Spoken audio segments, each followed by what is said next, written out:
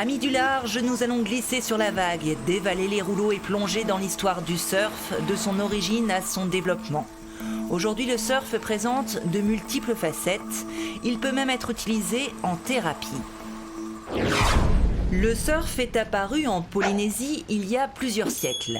D'ailleurs, on trouve des traces en 1777 grâce au récit de William Anderson, un chirurgien explorateur naviguant sur le navire du capitaine Cook. Je ne pouvais m'empêcher de conclure que cet homme éprouvait le plaisir le plus extrême qu'il soit en étant porté si vite et si harmonieusement par la mer. Une citation devenue culte pour qui vit le surf à 100%. Pour le peuple hawaïen, surfer sur une vague n'était pas seulement une activité divertissante, mais cela avait aussi une signification spirituelle. De nombreux rites étaient rattachés à cette pratique de la glisse.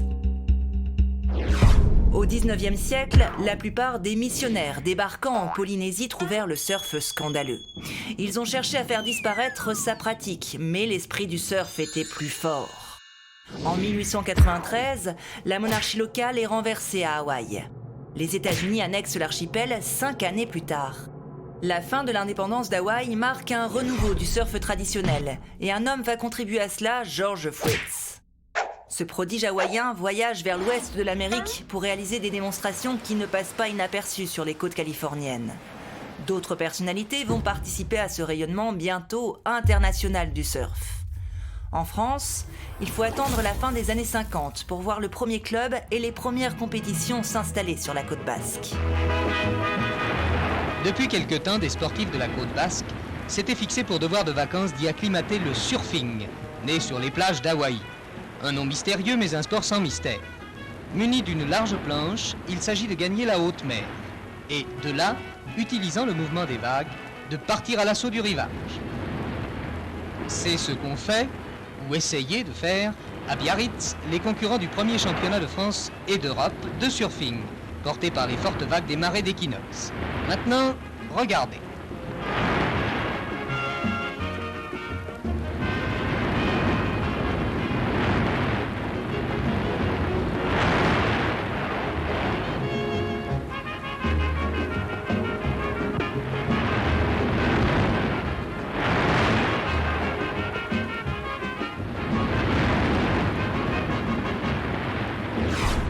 En pleine guerre du Vietnam, les soldats américains de retour de l'enfer cherchent une bouffée d'air.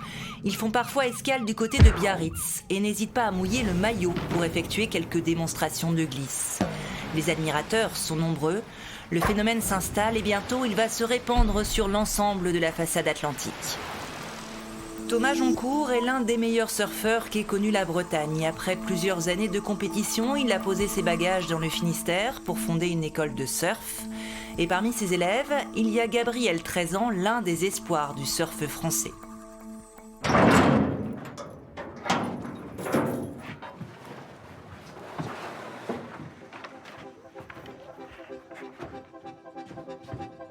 Lorsqu'on aborde les plages du côté de la Torche, à la pointe sud du Finistère, difficile de ne pas remarquer Thomas Joncourt. Avec sa tignasse blonde et son 1m90, Thomas est une figure locale. Depuis une dizaine d'années, il a monté son club de surf, le 29 Oud, avec une seule idée en tête, transmettre sa passion aux plus jeunes et faire que pour tous, la première vague soit un moment inoubliable. Alors, qu'est-ce qu'on peut dire sur les conditions aujourd'hui là, regardez. Il y a des vagues pas super gros. Il y a un peu de vent. Il y a un peu de vent, ouais. D'où il vient le vent? Est. De l'est. Donc voilà, nord-est, mais quand même il est beaucoup moins fort que la semaine dernière. Pour ceux qui étaient là, non? Qu'est-ce qu'on peut rajouter? Qu'est-ce qui a changé par rapport à la semaine dernière? Il y a un truc qui a changé quand même. La mer monte. Ouais, la mer monte et elle est quand même déjà assez Haute. Ouais, assez haute. Et ça fait quoi à Port-Scarn? Quand la marée elle est haute? Ouais, ça fait grossir les vagues.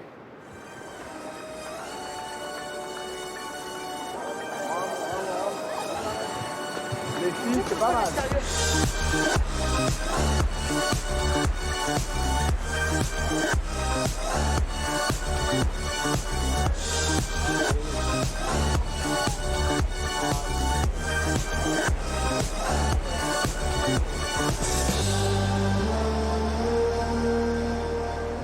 Mais Thomas n'est pas seulement moniteur, c'est également une légende du surf hexagonal.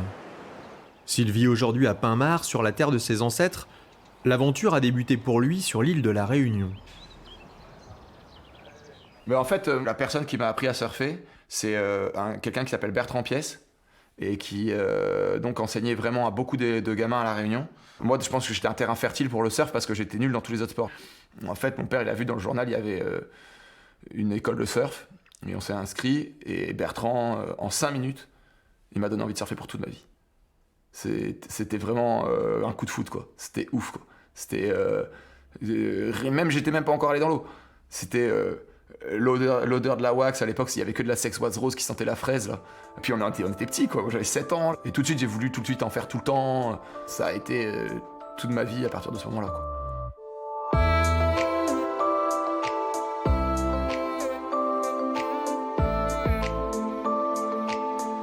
Et là, après, c'était les premières compètes. Donc là, c'était mon père, il gardait tous les résultats, les trucs. Ça, c'était avec les pros, du coup, à La Réunion, avec Derek, champion du monde en 93. Là, après, c'était quand j'étais au sport-études à Biarritz. Du coup, je faisais les compètes un peu avec les jeunes là-bas aussi. Là, j'avais gagné. Mon frère était pas là, tiens. Du coup, c'était cool. C'était mes premiers contrats de sponsoring, là, avec Rip Curl, parce qu'à l'époque, Canabit, je faisais pas de combinaison.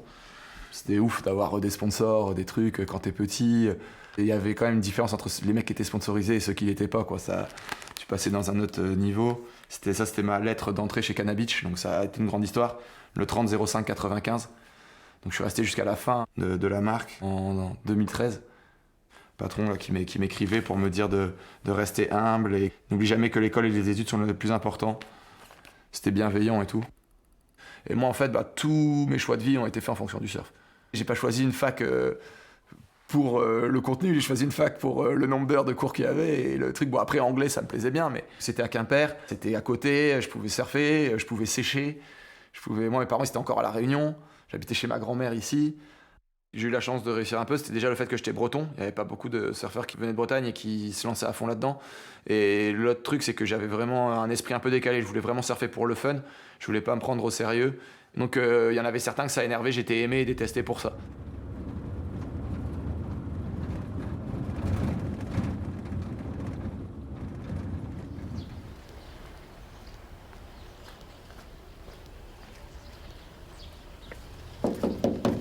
Ça va? La forme.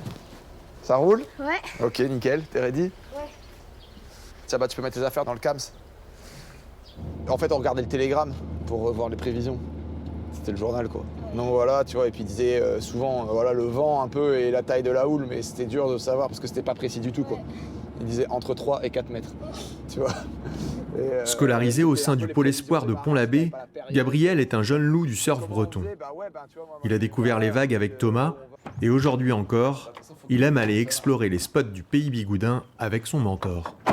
Et une fois, j'ai déjà fait aussi avec... passer tout par là, tu vois, genre, tu vois, le chenal, il va jusqu'au bout là-bas, mais après, voilà la rame, quoi. Mais à chaque fois, tu vois, on va là parce que c'est un peu plus gros. Je pense qu'en termes techniques et tout, là, en termes de qualité, peut-être la vague, là, elle est au moins aussi bien, voire mieux. Mais il n'y a jamais personne en plus, donc ça, c'est pas mal. De toute façon, c'est la mission un peu d'y aller. Donc voilà, quoi. Après, il faut faire gaffe parce qu'il y a souvent du fond, donc tu peux rester hyper longtemps sous l'eau. Ah ouais. Moi, je suis déjà resté, tu vois, bien sous l'eau, quoi. J'aime bien ce genre de vagues sur les cailloux, là. Franchement, j'adore. Mais ce serait bien que tu aies un jour un peu intermédiaire. Ouais. Tu vois, un peu entre ce que tu as déjà eu et le plus gros que tu peux avoir ici. Et après, je dis pas que tu vas pas être bien, mais je dis que je pense que ça va te faire bizarre. C'est un bon entraîneur et franchement, il est toujours là à nous coacher, à nous donner des petits trucs pour sa marche. Et s'il pouvait, il nous emmènerait sur des spots secrets. Enfin, s'il pouvait, il le fait. Mais je pense qu'il voudrait faire encore plus et franchement, moi je trouve que c'est hyper bien. Tu crois qu'un jour tu vas le dépasser? Je sais pas trop, j'aimerais bien, mais il est toujours aussi fort et à mon avis, il va progresser encore. J'espère. On va voir. Mais aussi, peut-être, je sais pas, toi, par exemple, quand tu étais petit, t'avais pas des fois le sentiment, quand on surfait ensemble, que je te protégeais par rapport aux anciens, par rapport aux trucs, tu vois, genre les longboards, les paddles, les machins. Tu vois, genre si j'étais pas dans l'eau, ils auraient pris moins de vagues. Ouais. Ça, je pense que c'est aussi un truc que je fais beaucoup pour les jeunes. Et du coup, des fois, je m'embrouille avec des gars. Ça, c'est souvent. Toi, t'es prêt à sacrifier une bonne vague pour le laisser à un petit? Non, mais moi, c'est toute ma vie, ça. Parce que le nombre de fois où je vous ai poussé sur des bombes, le nombre de fois où, bien sûr, moi, je me prive énorme Voilà, mais j'ai pas l'impression de me priver, j'ai l'impression que c'est mon rôle. Et, des fois, quand il y a une grosse qui arrive dans un bon jour, par contre, voilà, là, c'est moi qui pars. Mais que les gamins prennent plus de vagues, ça fait partie de ce que je recherche, voilà, quoi, de mon plan de vie, quoi. Careful with me, that's how I do it, yeah.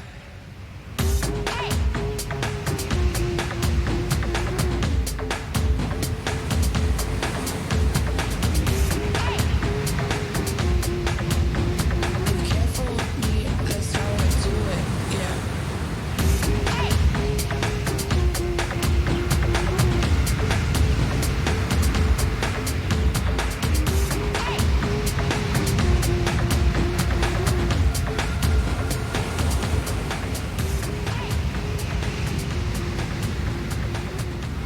Gab, ouais, c'est ça le truc. Il y en a pas mal, ils essaient d'améliorer leur qualité. Et lui, il essayait vraiment de travailler sur ses défauts. Donc il était souvent en échec dans les sessions. Et c'est dur d'avoir la niaque, tu vois, de pas te dire ouais, je vais faire ce que je sais faire, et puis du coup, je vais être bon, et machin. Et non, lui, il surfait tout le temps à 150%. Et c'est ce qui fait que aujourd'hui, ouais, il est dans les meilleurs français. Il est dingo, le gamin, quoi. Careful with me, that's how I do it, yeah.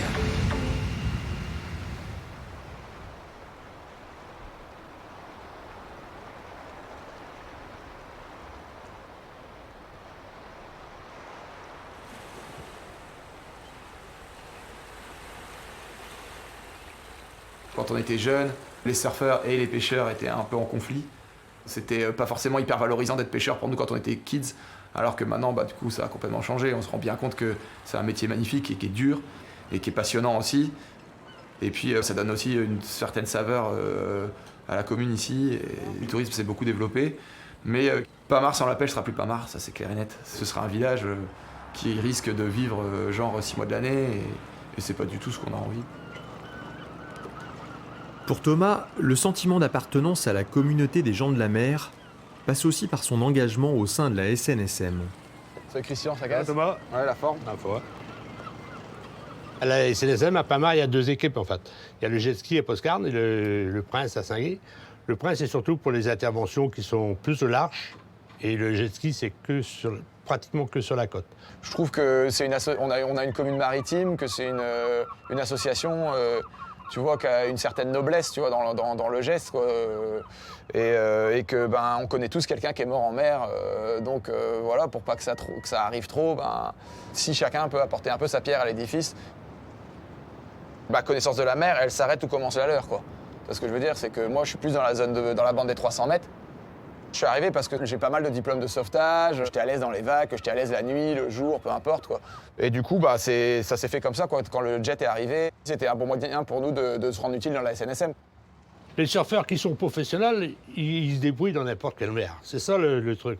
Souvent, ils ont affaire, avec les jet skis, ils ont affaire à des apprentis, en fait, quoi, qui veulent aller, et puis la mer, hein. Les jours de tempête océanique, avec un fort vent d'ouest, les spots de la Torche sont insurfables. Alors Thomas est prêt à traverser la Bretagne pour chercher le Graal. On cherche une vague qui est bien orientée par rapport au vent, mais qui va quand même capter la houle. Et si possible, qui va faire des tubes. Donc des tubes, c'est quand la vague elle est creuse, elle est ronde à l'intérieur, on peut rentrer dans la vague en fait et sortir.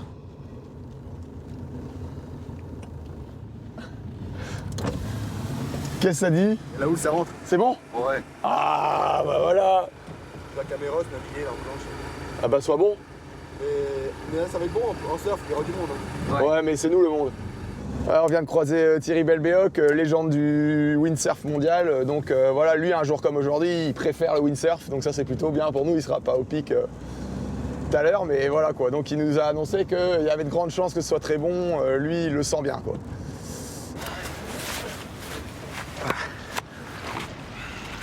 Il va y avoir du monde, t'as vu? Plein de bagnoles, plein de mecs avec plein de planches dans les voitures.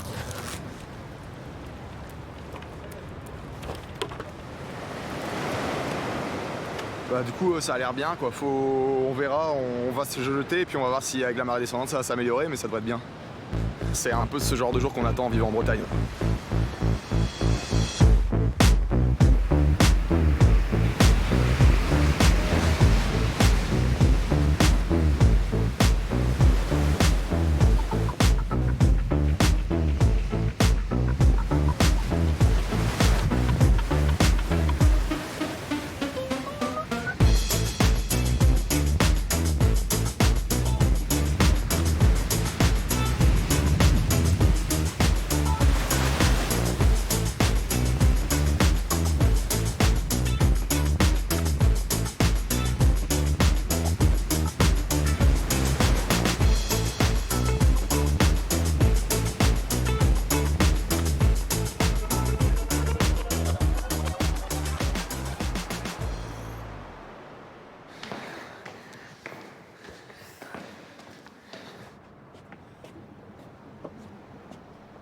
vois là, regarde, tu vois là? Mais là, il doit y avoir des vagues. Hein. Ouais, mais même check. Tu vois là, regarde là où ça va péter là. Tu vois au bord. Mais guette là-bas, regarde la joie là. Tu vois la vague là-bas là? Ouais, là-bas. Là. Moi je vais aller surfer là-bas, moi. Le bonheur, c'est d'être content avec ce que t'as, c'est tout. C'est de réussir de se satisfaire des trucs auxquels t'as accès, quoi. C'est de pas trop vouloir les trucs que t'auras pas, sinon t'es malheureux. T'es bien là. Regarde, il y a la mer, y a le soleil, il y a les jeunes. On est bien.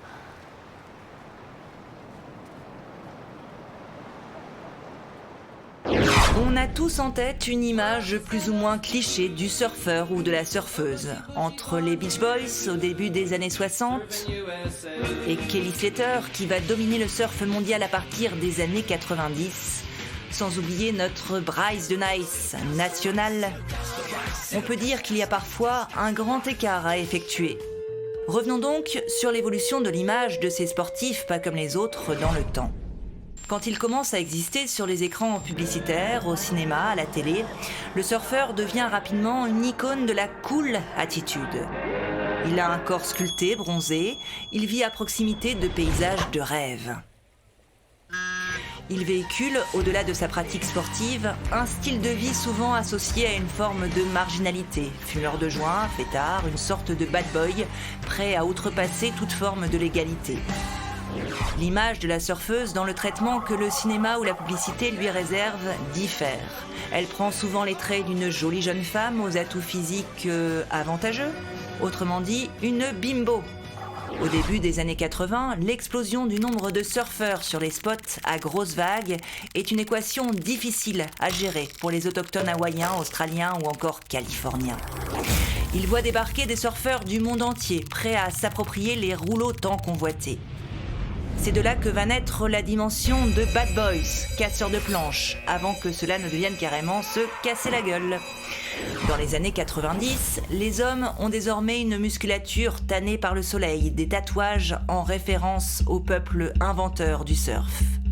Côté féminin, dans les magazines et sur les écrans de pub, il faut toujours être bien gaulé et en bikini, quelle que soit la température de l'eau. Une chose a toujours rassemblé les différentes familles de surfeurs, c'est la protection de la nature. Depuis plus de 40 ans, les surfeurs sont aux premières loges pour assister aux méfaits de la pollution des océans et la disparition de certaines espèces. Ils ont été parmi les premiers à dénoncer les dangers de la modification du littoral avec une urbanisation parfois affolante. Aujourd'hui, le surfeur s'engage et surtout comme ses ancêtres polynésiens, il continue à se laisser porter harmonieusement par la mer. Il n'y a pas d'âge pour apprendre à surfer. À Saint-Malo, Hélène accompagne des personnes âgées pour les initier aux joies de la vague. Elle est surf-thérapeute. Plus que la recherche de performance, il s'agit surtout de reconnecter les patients avec des sensations de jeunesse pour se sentir pleinement vivant. Allez, on va prendre un petit virage. Ok. Ouais. L'engouement pour le surf est indéniable. Les vagues sont devenues accessibles au plus grand nombre. Mais un nouveau cap vient d'être franchi à Saint-Malo. Hélène, une monitrice de surf, a mis en place une activité de surf-thérapie. Elle accompagne les résidents d'un EHPAD, une première en France.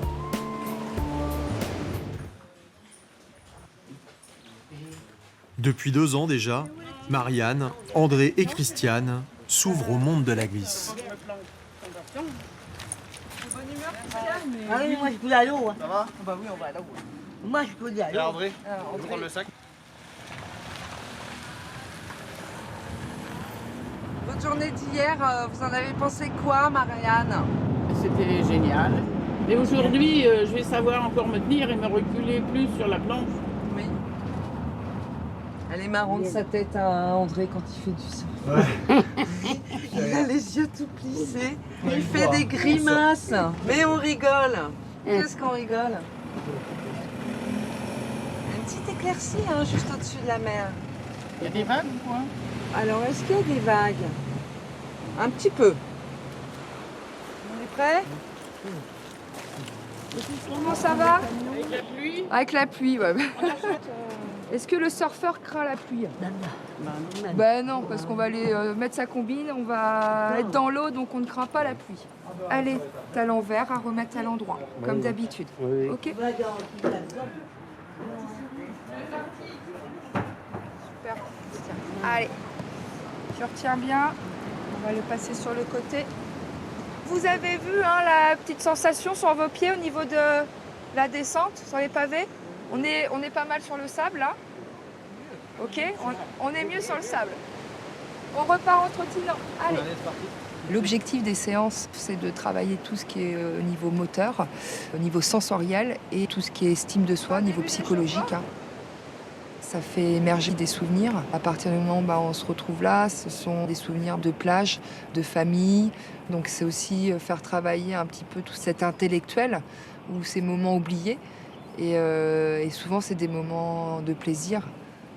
On change de jambe, on va essayer de compter le plus longtemps possible.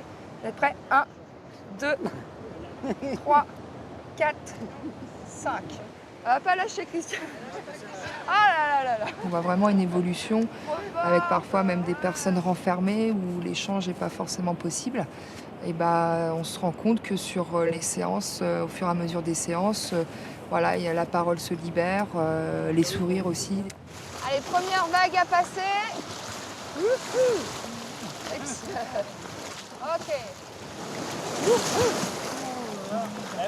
Allez.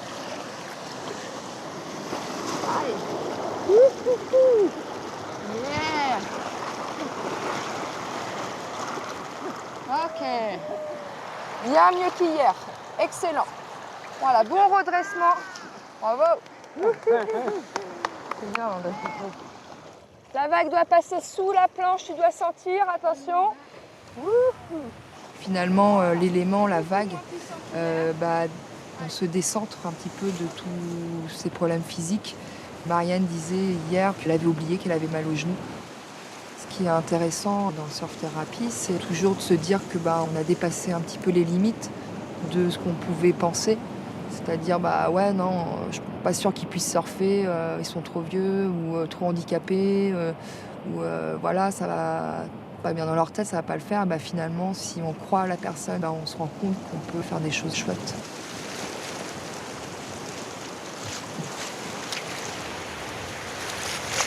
Très bien, excellent, super. Très bien. Oui, tu t'es mieux élevé qu'hier, effectivement. Comme André, il y a belle progression. C'est agréable, vous êtes dans l'eau. Je ne sais pas nager, bon tant pis, ça n'empêche pas que je fais du surf. Je suis sur une planche. Alors, non, puis les vagues. Non, moi j'aime bien. Impeccable. J'ai le chalet là.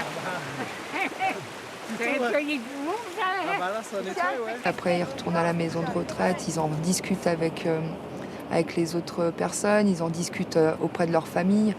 Voilà, des fois les petits-enfants leur disent « Ah là là, c'est super ce que tu fais ». Première vague. Deuxième vague.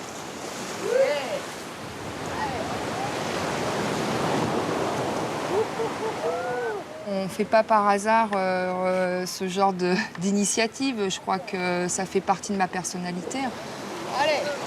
Ma maman me raconte toujours que quand j'étais petite, je faisais les lacets des enfants à l'école. Donc je pense que ça fait partie de moi d'être dans l'entraide, d'être là présent pour essayer de faire avancer la personne, lui la mettre dans une meilleure situation, pour l'aider à grandir. Hein.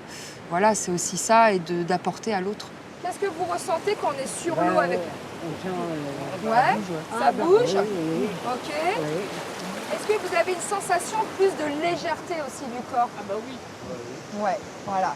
Est-ce que tu es fière de toi? Ah oui. Tu es fière? Ouais. Voilà. Bravo Christiane, parce qu'hier, tu as eu un peu peur sur la dernière vague et là, tu t'es surpassée. Je suis fière de toi.